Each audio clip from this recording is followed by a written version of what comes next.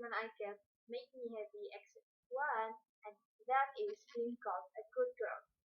I am Zahira and this is a speech about why we shouldn't be a good girl. So, what does being a good girl really mean in today's society?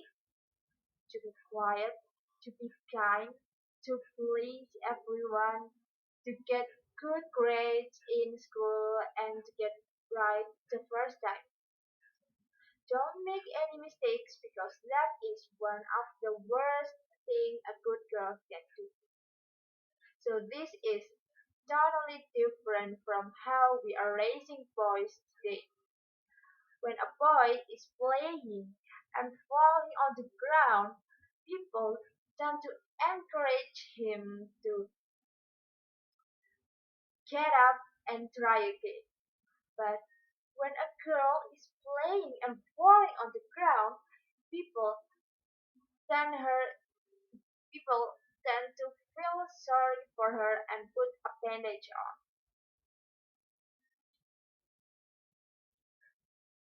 According to the Journal of Pediatric Psychology, we are four times more likely to tell a girl than a boy to be more careful after a small accident. Most girls are taught to avoid risk and failure. We are taught to smile pretty, play it safe, get all A's.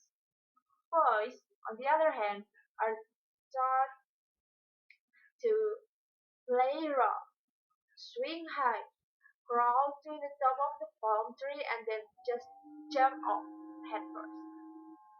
And by the time they're adults, whether they're negotiating a raise or even asking someone to go out on a date, they are habituated to take risk after risk. They are rewarded for it. In other words, girls are taught to be perfect and boys are taught to be brave. The bravery deficit is why women are underrepresented in C-suites, in boardrooms, in Congress, and pretty much everywhere you look. When we look into the difference between bright boys and bright girls in 5 credit students, we can find that bright girls were quick to give up. The higher the IQ, the more likely they were to give up. Bright boys, on the other hand, found the difficult material to be a challenge. They found it energizing. They were mm, they were more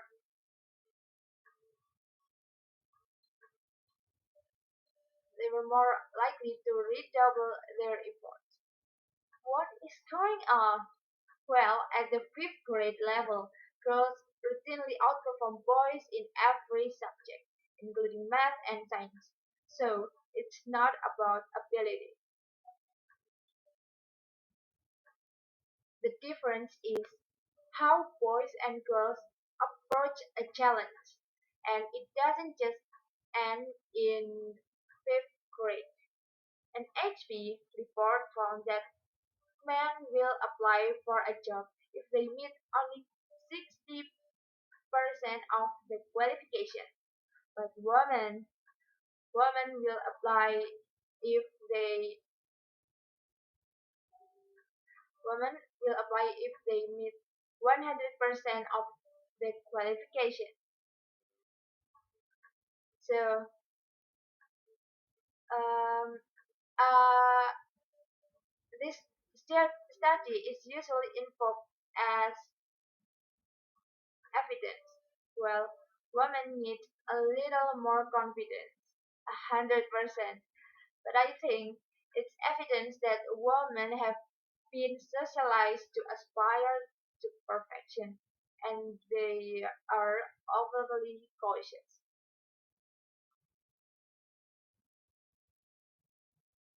I've been talking to a lot of women here about their questions, their worries, their fears, and I realized that a big obstacle for them was that they were raised to become a good girls and did not inspire them to become more brave.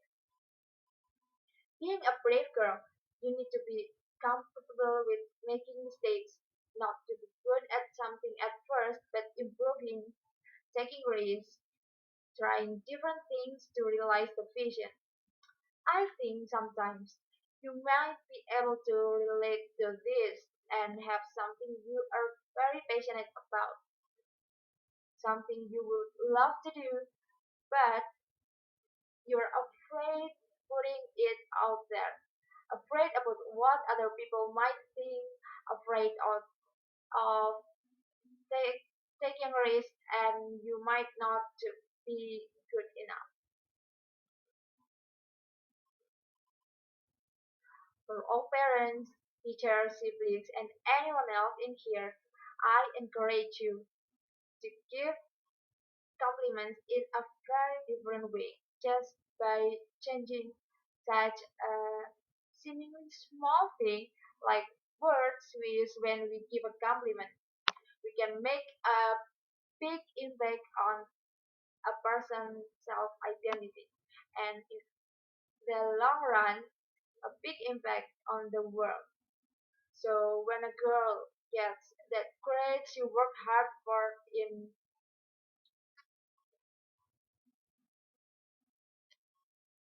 she sorry. So when a girl gets that grade she worked hard for in school, don't call her a good girl. Call her persistent and tell her that she could be anything she wants. And when a girl won that soccer game, don't call her a good girl. Give her a compliment for the time she fell on the ground and got up again. Call her strong. And when a girl gets that new job she applied for, don't call her a good girl. Call her brave for taking risks, get out of her comfort zone to start a new chapter of her life. So please call girls bold, call them brave, call them anything but good girl. And for all women in here, it's time for us to stop being a good girl. So in the future, we won't have to ask where all the women are because we will be right here.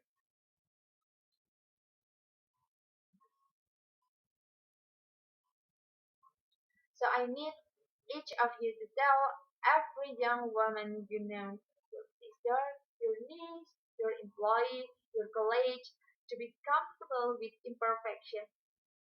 Because when we teach girls to be imperfect and we help them leverage it, we will build a movement of young women who are brave, who will build a better world for themselves and for each and every one of us. Thank you.